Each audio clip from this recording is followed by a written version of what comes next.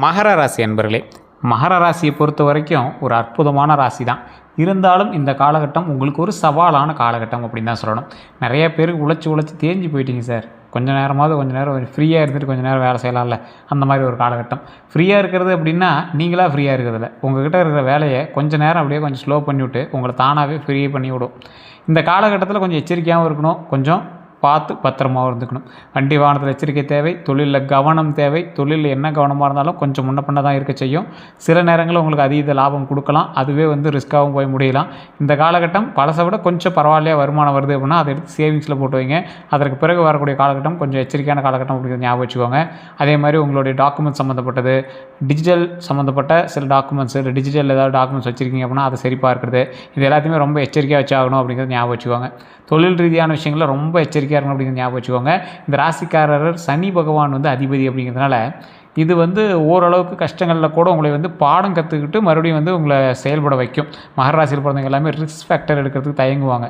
Safe and செக்யூராக இருக்கணும். அதுக்கு என்ன பண்ணணும், இன்றைக்கி என்ன பண்ணால் அடுத்த நாள் சேஃபாக இருக்கலாம், அந்த மாதிரி தான் யோசிக்கக்கூடிய நபர். மகர ராசியை பொறுத்த வரைக்கும் பூமி தத்துவ ராசி. பூமி தத்துவம் அப்படின்னா எர்த் எலிமெண்ட் அப்படின்னு சொல்லுவாங்க. எந்த இடத்துல போய் செட் ஆகிறீங்களோ அந்த இடத்துல நீங்கள் அதுக்கு தகுந்த மாதிரி உருவாக்கிக்குவீங்க. எல்லா விஷயத்தையும் ட்ரை பண்ணி பார்ப்பீங்க. அதே போல் மகர ராசிக்காரங்க பொதுவாகவே மிகவும் பொறுப்பானவங்களாக இருப்பாங்க. எந்த வேலையையும் முழுமையாக முடிக்க விரும்பக்கூடிய நபராக இருப்பாங்க. பொறுமை இவர்களுடைய மிகப்பெரிய பலம் அப்படின்னு சொல்லலாம். வாழ்க்கையில் மெதுவாக முன்னேறினாலும் நிலையான வெற்றி அடைவாங்க. நேர்மையும் ஒழுக்கமும் அதிகமாக இருக்கக்கூடிய நபர் இவங்க தான். குடும்பத்தை முதன்மையாக கருதுபோவாங்க. ஒரு விஷயம் 10 விஷயம் இருக்கலாம், ஆனால் அதில் குடும்பம் தான் சார் எனக்கு முக்கியம் அப்படின்னு குடும்பத்துக்காகவே வாழக்கூடிய நபர். என்னுடைய பெற்றவங்களுக்காக அதிகமாக ரொம்ப இவங்க ஸ்பெண்ட் பண்ணுவாங்க. டைம் ஸ்பெண்ட் பண்ணுறது, மணி ஸ்பெண்ட் பண்ணுறது எல்லாமே பண்ணுவாங்க. தேவையில்லாமல் பேச மாட்டாங்க. பணத்தை சேமிக்கக்கூடிய பழக்கம் இவங்ககிட்ட அதிகமாக இருக்கும். துன்பங்களை வெளியில் காட்டாமல் மனதுக்குள் வைத்துக் கொள்ளக்கூடிய நபர் இந்த மகர ராசி. மகர ராசியிலே ஒரு வினோதமான ராசி என்ன அப்படின்னா, மற்றவங்க கஷ்டப்பட்டால் உதவ விரும்புவாங்க. அவங்ககிட்ட பணம் இருக்குது இல்லைங்கிறதெல்லாம் அப்புறம், ஃபஸ்ட்டு உதவணும், அப்புறம் நாம் மற்றதை பேசிக்கலாம் அப்படிங்கிற மாதிரி இருப்பாங்க. இவங்களோட முக்கியமான பலவீனம் என்ன தெரியுமா? அதிகமாக யோசிப்பாங்க. யோசிக்கிறதுனால ஏதாவது ஒரு விடை கிடைச்சா பரவாயில்ல, யோசிக்கிறதுனால ஏதாவது ஒரு சொல்யூஷன் கிடைச்சா பரவாயில்ல.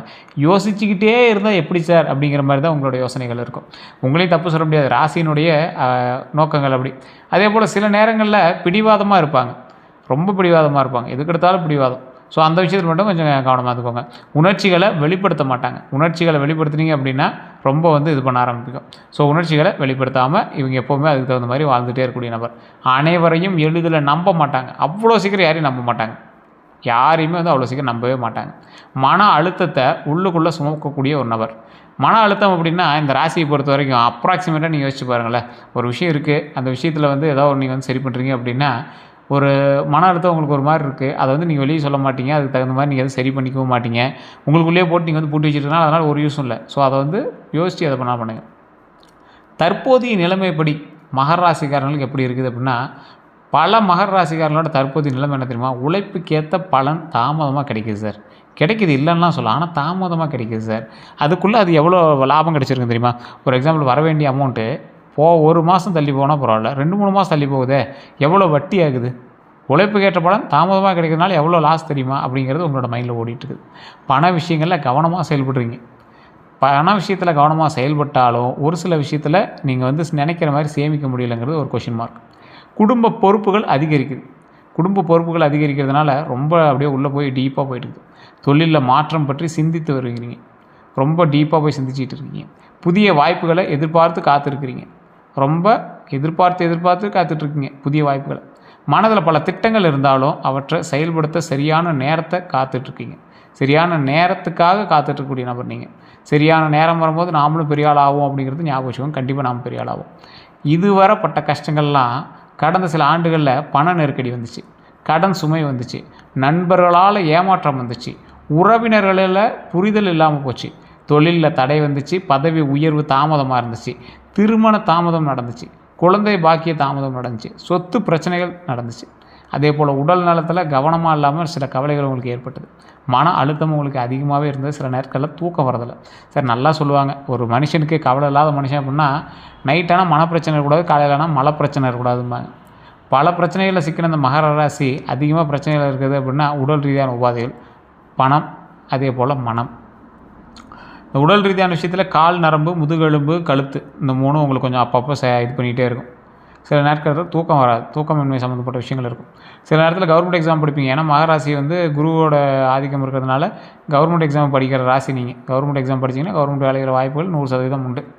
அதே போல் இந்த ராசியை பொறுத்த வரைக்கும் மகர ராசிக்காரங்க பிறந்ததுலேருந்து சொத்து பிரச்சனை பார்க்காத ஒரு ஆளாக இருக்கவே மாட்டாங்க. எங்களோட தாய் தந்தையராவது சொத்து பிரச்சனைக்காக இங்கே சித்தப்பா பெரியப்பாட்டியாவது சண்டை போட்டிருப்பாங்க. அந்தளவுக்கு தான் எங்களோட இது இருக்கும். நண்பர்களால் ஏமாற்றத்தை கண்டிப்பாக சந்திச்சிருப்பீங்க, பண நெருக்கடி கண்டிப்பாக செஞ்சுருப்பீங்க, கடன் சுமை ஒரு டைமாவது உங்கள் லைஃப்பில் வந்து போகும். உறவினர்களுடைய புரிதல் இல்லாமல் உறவினர்கள்ட்ட அதிகமாக சண்டை போடுவீங்க. தொழிலில் தடைகள் நிறையாவே ஏற்பட்டிருக்கும். பதவி உயர்வு தாமதமாக இருந்திருக்கும். பதவி உயர்வுனால ரொம்பவே நீங்கள் வந்து சிக்கி அப்படியே ரொம்ப ஒரு மாதிரி மைண்டே வந்து அப்செட்டில் தெரிஞ்சிருப்பீங்க. திருமண தாமதம் உங்களோட லைஃப்பில் கண்டிப்பாக இருந்திருக்கும். அதுவும் சுற்றி பார்ப்பீங்க, பக்கத்தில் திடீர்னு உங்களுக்கு தெரிஞ்ச ஒரு பொண்ணை கல்யாணம் பண்ணுவீங்க. குழந்தை பாக்கிய தாமதம் அது ஸ்டார்டிங்கில் கொஞ்சம் இருக்கும், அப்புறம் சரியாக போயிடும். சொத்து பிரச்சனைங்கிறது நம்ம முன்னாடி சொன்னதான். சொத்து பிரச்சனையை பொறுத்த வரைக்கும் உங்கள் லைஃப்பில் சந்திப்பீங்க. அது உங்களால் சந்திக்கிறீங்களா இல்லை எப்படின்னு தெரியாது. ஒரு சிலருக்கு மகராசிக்காரங்களுக்கு அவ்வளோ சீக்கிரம் சொத்து அமையிறது பெரிய விஷயமா இருக்கும். உடல்நல கவலைகள் கொஞ்சம் அதிகமாகவே இருந்திருக்கும். இந்த மன அழுத்தத்தை பொறுத்த வரைக்கும் மன அழுத்தம் கொஞ்சம் அதிகமாக இருக்கக்கூடிய ராசி தான் இந்த மகர ராசி. கொஞ்சம் பார்த்துருந்தோம், நல்லா தூங்கி எழுந்திரிங்க. பல மகர ராசிக்காரர்களுக்கு அமைதியாக இவற்றை சமாளிக்கிறதுக்கான வாய்ப்புகள் இருக்கும். சில நேரத்தில் அதை சமாளிக்க முட்டுங்க, அதனால தான் மாட்டிக்கிறீங்க. யாரால் துரோகம் ஏற்பட்டிருக்கும் அப்படின்னா பொதுவாக பார்க்கும்போது மிகவும் நம்பிய நண்பர்களால் உங்களுக்கு துரோகம் ஏற்பட்டிருக்கும். ரொம்ப அந்த எவரை நம்பியிருப்பீங்க. தொழிலில் கூட்டாளிகளால் துரோகம் ஏற்பட்டிருக்கும், உறவினரால் துரோகம் ஏற்பட்டிருக்கும், பணம் வாங்கியவங்களால் துரோகம் ஏற்பட்டு, சிலருக்கு காதல் உறவில் ஏற்பட்ட அது மாற்றமும் ஏமாற்றமும் உங்களுக்கு வந்து மிகப்பெரிய துரோகத்தை ஏற்படுத்தியிருக்கும். மகர ராசிக்காரங்க நம்பிக்கை வைத்தவர்களிடம்தான் அதிகமாக வந்து மனவேதனை அடைவாங்க. 2026 தமிழ் புத்தாண்டு முதல்ல என்ன நல்லது நடக்க போகுது அப்படின்னா, இந்த காலம் பலருக்கு புதிய தொடக்கமாக அமையலாம். வருமானம் அதிகரிக்கக்கூடிய வாய்ப்பு உண்டு, புதிய வேலைவாய்ப்பு உண்டு, தொழில் விரிவாக்கம் உண்டு, வீடு வாங்குறதுக்கான யோகம் உண்டு.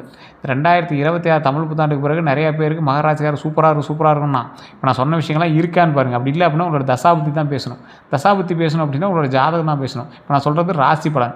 நிறைய பேர் திட்டுவீங்க, அப்புறம் எதுக்கு இதெல்லாம் சொல்கிறேன், ராசி பலன் தான் ஓரளவு தான் படிக்குங்கிறீ, அப்புறம் அதெல்லாம் சொல்கிறேன்னா நான் சொல்கிறது 60% உங்களுக்கு பழிச்சிடும். காரணம் என்ன அப்படின்னா, இப்போ நான் சொல்கிறது வந்து ராசி பலன் உள்ள நட்சத்திரம், லக்கினம், தசாபுத்தி எல்லாம் இருக்குது. அதெல்லாம் தெரிஞ்சுக்கணும் அப்படின்னா ஜாதக ரீதியான விஷயங்கள் தான் பார்க்கணும். அப்போ கீழே ஒரு நம்பர் கொடுத்து அந்த நம்பருக்கு ஃபோன் பண்ணி பேசி தெரிஞ்சுக்கோங்க. அப்பாயின்மெண்ட் பேசிஸில் தான் ஜோதிடம் பார்ப்பார். உங்களுக்கு வெயிட் பண்ணி பார்க்குற மாதிரி இருந்தால் மட்டும் நீங்கள் வந்து பண்ணுங்கள். அதே போல் பிரபல ஜோதிடர், நிறைய விவிஐபிக்கு ஜோதிடம் பார்க்கக்கூடியவர், ஜோதிட ஆசான்னு சொல்லுவாங்க பார்த்தீங்களா, 200 ஜோதிடருக்கு மேலே இவங்ககிட்ட வந்து குருகுலமில் கற்றுக்குறாங்க. ஸோ அது மாதிரி உங்களுக்கு பார்க்குறதுக்கு வெயிட் பண்ணி தான் பார்க்குற மாதிரி இருக்கும். நம்ம வெயிட் பண்ணி பார்த்தாலும் கரெக்டாக பார்க்கணுங்க. நிறைய பேர் நான் சொல்கிறது தான். ஏதோ ஒன்று டக்குன்னு போய் பார்த்துட்டு கம்மியாக காசு கொடுத்தா அவங்ககிட்ட சரி பண்ணுறாங்க அப்படின்னு போய் ஒவ்வொருத்தையும் மாட்டிக்காதீங்க. தெளிவாக சொல்லணும், என்ன நடந்துச்சு என்ன நடக்குது, ஓப்பன் ஸ்பேஸாக சொல்லணும். அந்த மாதிரி ஒரு ஜோதிடர் தான் பார்க்கணும் அப்படின்னா இந்த நம்பர் பண்ணுங்கள். உங்களுடைய அறிவுரையின் பேரில் நீங்கள் பார்க்கலாம். அதே போல் நிலம் சம்பந்தமான நல்ல செய்திகள் வர்றதுக்கான காலகட்டம் இந்த காலகட்டம். இது ராசியின்பால் நான் சொல்கிறேன். வாகனம் ஆகிறதுக்கான யோகம் உண்டாகிறதுக்கான காலகட்டம், வெளிநாட்டு வாய்ப்புகள் உண்டாகிறதுக்கான காலகட்டம், சமூக மரியாதை உயரக்கூடிய காலகட்டம். இந்த டைமில் உங்களுக்கு சமூக மரியாதை உயருது. நீண்ட நாள் ஆசைகள் நிறைவேற வாய்ப்பு உண்டாகக்கூடிய ஒரு காலகட்டமாக அமையுதுங்க. குரு பயிற்சி பலனை பொறுத்தவரைக்கும் குருவினுடைய ஆதரவு கிடைக்கக்கூடிய காலங்களில் தொழிலில் முன்னேற்றம் அடைகிறதுக்கான வாய்ப்புகள் உண்டு, புதிய வருமானம் வரதுக்கான வாய்ப்புகள் உண்டு, திருமண யோகம் வரதுக்கான வாய்ப்புகள் உண்டு, குழந்தை பாக்கியம் உருவாகிறதுக்கான வாய்ப்புகள் உண்டுங்க. உயர்கல்வியை பொறுத்த வரைக்கும் உயர்கல்விக்கான வாய்ப்பு உண்டு, குடும்ப ஒற்றுமை ஓங்கும், ஆன்மீக முன்னேற்றம் உருவாகுதுங்க. குரு பயிற்சியில் செய்ய வேண்டியதுன்னு பார்த்திங்கன்னா வியாழக்கிழமை குரு பகவான் வழிபாடு. வியாழக்கிழமை குரு பகவான் வழிபாடு. குரு பகவான் எங்கே சார் இருப்பார், எந்த கோயிலுக்கு போனீங்களாலும் நீங்கள் குரு பகவானை பார்க்கலாம். மஞ்சள் நிற ஆடை அணிந்தால் ஒரு இது நிறையா பேர்த்துக்கு சொல்லணும்னு நினைக்கிறேன். இந்த சார் கலர் துணி போட்டு போனால் எப்படி சார் செட் ஆகும் அப்படிங்கிறீங்க. உங்களை நல்லா புரிஞ்சுக்கோங்க. இது வந்து நிறத்தின் பால் ஈர்ப்பு. ஒரு கல் போட்டுருக்கிறதோ, ரத்தினங்கள் அணிகிறதோ, அதுக்கான நிறங்களில் உடை அணிகிறதோ, இதெல்லாம் வந்து ஒரு வகையான ஈர்ப்பு. மஞ்சள் நிற ஆடை அணிஞ்சிங்க அப்படின்னா குருவினுடைய பார்வை உங்கள் பக்கம் வருதுன்னு அர்த்தம், நல்லது நடக்கும் அப்படின்னு அர்த்தம். குரு பயிற்சியில் உங்களுக்கு இதெல்லாம் வந்து ஒரு ஆப்டாக பொருந்தும். மஞ்சள் பூ சமர்ப்பிக்கிறது கடவுளுக்கு. அதே போல் கடலை பருப்பு தானம் பண்ணலாம், ரொம்ப நல்லது. மாணவர்களுக்கு கல்வி உதவித்தொகை வந்து கொடுத்தீங்க அப்படின்னா ரொம்ப அற்புதமாக இருக்கும். அதே போல் அன்னதானம் பண்ணுங்கள். ஒரு 10 பேருக்காக அன்னதானம் பண்ணிங்கன்னா உங்களோட லைஃப்பில் மிகப்பெரிய ஒரு நல்ல விஷயத்தை பார்ப்பீங்க. அதே போல் செய்யக்கூடாதவை அப்படின்னா முக்கியமான ஒரு விஷயம், அவசர முதலீடு செய்ய வேண்டாம். இந்த காலகட்டம் அவசர முதலீடு வேண்டவே வேண்டாம். கோபத்தில் பேசாதீங்க. உறவினர்களுடன் பண பரிவர்த்தனையில் கவனம் தேவை. தேவையில்லாத கடனை தவிர்க்கணும். பிறர் பேச்சை மட்டும் நம்பி முடிவெடுக்க வேண்டாம். குரு பயிற்சியால் கிடைக்கக்கூடிய லாபங்கள் அப்படின்னா எதிர்பாராத பணவரவு. எதிர்பாராத பணவரவு எப்படி இருக்கும் அப்படின்னா மிகப்பெரிய ஒரு ஹைலைட்டான ஒரு விஷயந்தான். எதிர்பாராத பணவரவுங்கிறதுலாம் ஒரு மிகப்பெரிய விஷயந்தான். டக்குன்னு ஒருத்தர் பணம் வந்துச்சுன்னா எப்படி இருக்கும், அப்படி தான். புதிய தொழில் உண்டாகுது, பதவி உயர்வு கிடைக்குது, வியாபார வளர்ச்சி உண்டாகுது, சொத்து சேர்க்கை நடக்குது, குடும்பத்தில் மகிழ்ச்சி உண்டாகுது, குழந்தைகளால் பெருமை உண்டாகுது. இந்த ராசிகளை பொறுத்த வரைக்கும் அற்புதமாக இருக்குது. இருந்துமே உங்களுக்கு ஒரு மார்க்கமாக தான் இருக்குது அப்படின்னா உங்களுடைய ஜாதகம் தான் செக் பண்ணணும். ஏன்னா இந்த ராசிக்கு வண்டி வாகனமும் நல்லா இருக்குது, தொழிலும் நல்லா இருக்குது, குடும்ப ரீதியாகவும் நல்லா இருக்குது, குரு பயிற்சி நல்லா இருக்குது, அதே போல் தமிழ் புத்தாண்டோட பலனும் நல்லாயிருக்கு. அப்போயும் உங்களுக்கு ஒரு லேக் அடிக்குது சார் அப்படின்னா தசாபுத்தி பார்க்கணும். தசாபுத்தியும் லக்கினமும் என்ன அப்படின்னு பார்க்கணும். மகர ராசி நல்லாயிருக்கு, லக்கினம் உங்களுக்கு வேறு தானே, அதுக்கு எப்படி இருக்குது. தசாபுத்தி இன்னும் இப்போ என்ன தசாபுத்தி நடந்துட்டு இருக்குது. என்ன தான் நீங்கள் வந்து ஒரு இதாக இருந்தீங்க அப்படின்னாலும் உங்களுக்குள்ள ஒரு விஷயங்கள் இருக்கும்ல. தமிழ்நாட்டில் மழை பெய்யுது, தமிழ்நாட்டில் எல்லா இடத்துலையும் ஒரு கேப்போட விட மழை பெய்யும், அதில் ஒரு மாவட்டம் அப்படி தான் மகர ராசிக்கு நல்லது நடக்கும், அதில் ஒருத்தருக்கு நல்லது நடக்குது. அது யார்? அப்போ எப்படி சார் அதை நாங்கள் தெரிஞ்சுக்கிறது? தசாபுத்தி தான் பேசும். சேலம் மாவட்டத்தில், நாமக்கல் மாவட்டத்தில், கிருஷ்ணகிரி மாவட்டத்தில், சென்னையில் இப்படி மழை பெய்யுது, மற்ற நாட்டுக்கு ஏன் மழை, மற்ற ஊருக்கு ஏன் மழை பெய்யலை? தசாபுத்தி வேறு அந்த மாதிரி தான். ஸோ தமிழ்நாட்டுக்கு அப்படின்னு நம்ம பார்க்கக்கூடாது, மகர ராசிக்கு அப்படின்னு பார்க்கக்கூடாது, உள்ளே என்ன இருக்குது அப்படிங்கிறதையும் பார்த்துக்கணும். வண்டி வாகன யோகத்தை பொறுத்த வரைக்கும் 2026லேருந்து 27 காலகட்டத்துக்குள்ளே புதிய இருசக்கர வாகனங்கள் நீங்கள் வாங்கி ஆகணும். கார் வாங்குறதுக்கான வாய்ப்பு உண்டு, ஸ்டெப் எடுத்தால் வாங்கலாம். தொழில் வாகனம், கமர்ஷியல் வெஹிக்கிள்னு சொல்லுவாங்க பார்த்தீங்கன்னா, ஆட்டோவோ, வண்டியோ, லாரியோ, பஸ்ஸோ ஏதோ ஒன்று பழைய வாகனத்தை மாற்றக்கூடிய வாய்ப்புகளும் உங்களுக்கு உண்டு. கவனத்தை பொறுத்த வரைக்கும் இரவு நேர பயணங்களில் கவனமாக இருங்க. வாகன ஆவணங்களை சரிபார்க்கணும், அதை ஞாபகம் வச்சுக்கோங்க. வேகமாக ஓட்டுவதை தவிர்க்கணும், அதையும் ஞாபகம் வச்சுக்கோங்க. திருமண பலனை பொறுத்த வரைக்கும் திருமணம் ஆகாதவர்களுக்கு நல்ல வரன் அமையலாம். ஸோ நல்லா வரன் அமையிறது மேட்டரில் திருமண ரீதியான சில சிக்கல்கள் இருந்துச்சு அப்படின்னா திருச்செங்கோடு அர்த்தநாரீஸ்வரர் கோயிலுக்கு போய் வழிபட்டுட்டு வாங்க. பக்கத்தில் சிவாலயங்கள் இருந்துச்சுன்னா போய் வழிபட்டு வாங்க.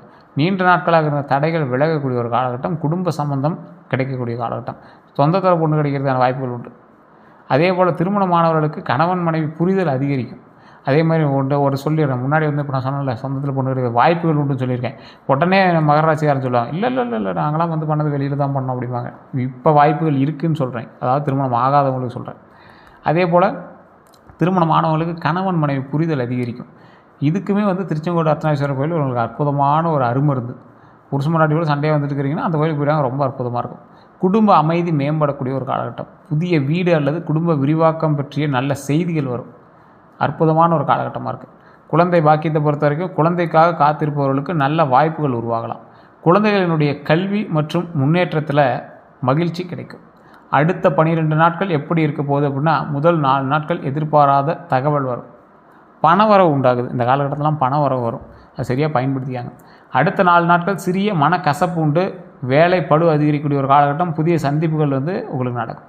கடைசி 4 நாட்களை பொறுத்த வரைக்கும் நல்ல முடிவு உண்டு, தொழில் வளர்ச்சி உண்டு, குடும்பத்தில் மகிழ்ச்சி உண்டாகுது. கண்திஷ்டியை பற்றி உங்களுக்கு சொல்லணும் அப்படின்னா, பாரம்பரிய நம்பிக்கைகள் பற்றி நிறைய பேர் சொல்கிறாங்க, புதிய வீடு கட்டினா, புது வாகனம் வாங்கினா, தொழில் வளர்ச்சி வந்தால், குழந்தைகளை முன்னேற்றம் நடந்தால், இது எல்லாமே இருக்குது. இந்த மாதிரி விஷயங்கள் சமயங்களில் கந்திஷ்டி இருப்பதாக பல வந்து நம்புகிறாங்க. ஆனாலும் ஒரு விஷயத்தை நல்லா ஞாபகம் வச்சுக்கோங்க, உங்களுக்கு அதீத வளர்ச்சி டக்குன்னு உருவாகிட்டே இருக்கும். அதனால தான் உங்களுக்கு வந்து கந்திஷ்டி வருது. பரிகாரம் அப்படின்னா கற்பூர தீபம் ஏற்றுங்க, எலுமிச்சை மிளகா திருஷ்டி சுற்றுங்க, வீட்டில் விநாயகர் மற்றும் ஆஞ்சநேயர் வழிபாடு பண்ணுங்கள். கீழே இருக்கக்கூடிய நம்பருக்கு ஃபோன் பண்ணால் A to Z கம்ப்ளீட்டாக அதுவும் கிளியர் பண்ணி கொடுத்துருவாங்க. வணங்க வேண்டிய தெய்வங்கள் அப்படின்னா சனி பகவானை வணங்குங்க. ஆஞ்சநேயர் வழிபாடு ரொம்ப அற்புதமாக இருக்கும், விநாயகர் வழிபாடு ரொம்ப அற்புதமாக இருக்கும், தட்சிணாமூர்த்தி வழிபாடு அற்புதமாக இருக்கும்.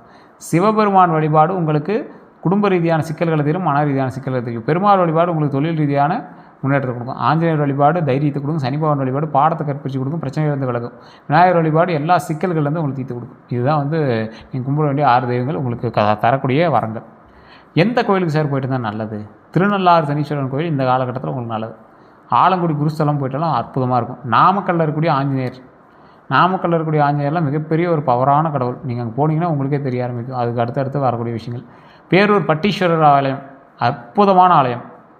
பேரூர் பட்டீஸ்வரர் கோயிலில் முன்னே கண்டிப்பாக அங்கே போய் வழிபட்டுவாங்க. எந்த நிற ஆடை நல்லது அப்படின்னா, அதிர்ஷ்ட நிறங்களை பொறுத்த வரைக்கும் கருநீலம், கருநீல ஆடை ரொம்ப அற்புதமான ஒரு விஷயம். அடர் பச்சை ரொம்ப நல்லது. சாம்பல் அற்புதம். கருப்பு சில பாரம்பரியங்களில் சனிக்கிழமை சனி வழிபாட்டு போது தொடர்புடையதாக கருதப்படுது. இருந்தாலும் குலதெய்வ கோயிலுக்கு போகும்போது இல்லை அம்மன் கோயிலுக்கு போகும்போது கருப்பு போடாமல் போகிறது ரொம்ப நல்லது. வெள்ளை கட்சியை பயன்படுத்திக்கோங்க. சட்டை போடுறது வெள்ளை சட்டை போடுறது நல்லது. மற்றபடி மஞ்சள் வந்து உங்களுக்கு அற்புதமாக இருக்குது அப்படின்னு யாராவது சொன்னாங்க அப்படின்னா, அந்த காலகட்டம் வியாழக்கிழமையில் குரு பயிற்சி அன்னைக்கு போட்டு போயிட்டு இருந்தீங்கன்னா உங்களுக்கு அற்புதமாக இருக்குது. அதுதான். சிகப்பு வந்து உங்களுக்கு எப்பவுமே சூப்பர். கருநீலம் உங்களுக்கு நல்லாயிருக்கும். அடர் பச்சை உங்களுக்கு அற்புதமாக இருக்கும். எந்த தானம் நல்லது அப்படின்னா கருப்பு எள் கொடுத்தீங்கன்னா ரொம்ப நல்லதுங்க. கருப்பு உளுந்து கொடுத்தாலும் நல்லது. காலணி வந்து யாருக்காவது வாங்கி கொடுத்தீங்கன்னா, வயசானவங்களுக்கு வாங்கி கொடுத்தீங்கன்னா ரொம்ப நல்லதுங்க. அன்னதானம் பண்ணுங்க, ரொம்ப நல்லது. முதியோருக்கு உதவி செய்யுங்க.